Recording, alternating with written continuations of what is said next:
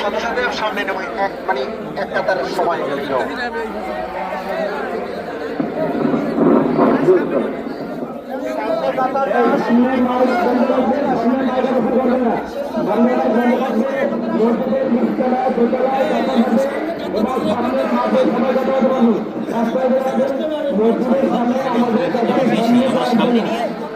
Microphone আমরা করবো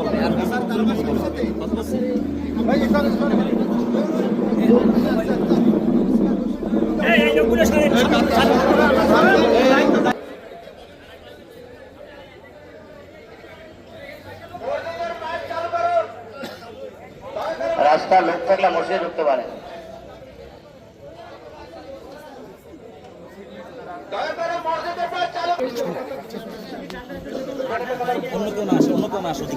ওদিকে ভাই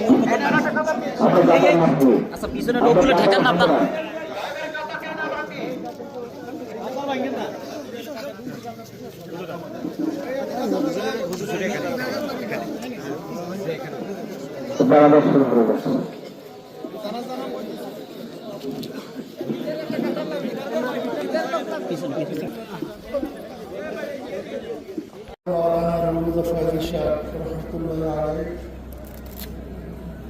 আমার সরাসরি উস্তাদ ছিলেন যখন চরমনৈতে নতুন কর্মদাসা খোলা হয়েছিল তখন আমরা কর্মদাসা প্রথম ছাত্র ছিলাম। অনেক দায়িত্বশীলের সাথে তারা দায়িত্ব পালন করেছেন। অনেক যোগ্য একজন দায়িত্বশীল ছিলেন। বিষয়ে কার্যকরী হিসাবে জীবন দায়িত্ব পালন করেছেন। ছিলেন এবং ছাত্র গঠনের কারিগর ছিলেন। একজন ছাত্রকে কিভাবে গঠন করতে হবে যত যোগ্যতা সমস্ত যোগ্যতা ছিল। এরকম করতেছেন কেন? মনে করি কেমন পর্যন্ত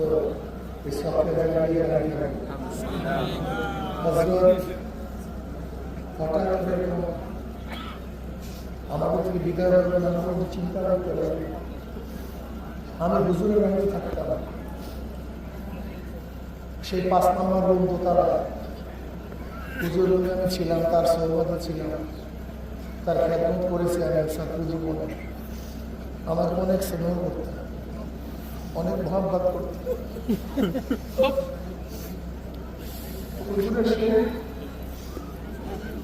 আমাদের কালী হুজুর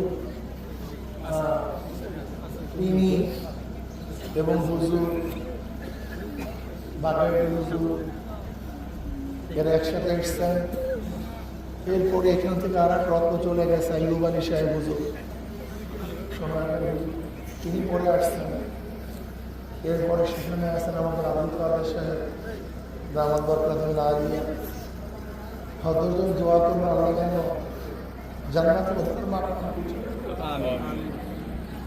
আর জিন্দেগির সমস্ত ভুল আল্লাহ ক্ষমা করেন। তারা আমাদেরকে আল্লাহ কবুল করেন।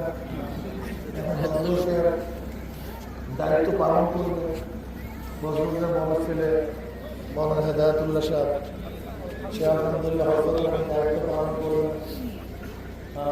আর আপনাদের দায়িত্ব আর এক ছেলে মওলানা হাসানুল্লাহ ও পালন করবেন এবং হুজুরের অন্যান্য সাহায্যরা যারা আছেন সবাই মিলেমিশে আশা করি সবাই মিলেমিশে সম্মিলিতভাবে পরামর্শের ভিত্তিতে দায়িত্বগুলো হুজুরের বাকি দায়িত্বগুলো তারা পালন করবে।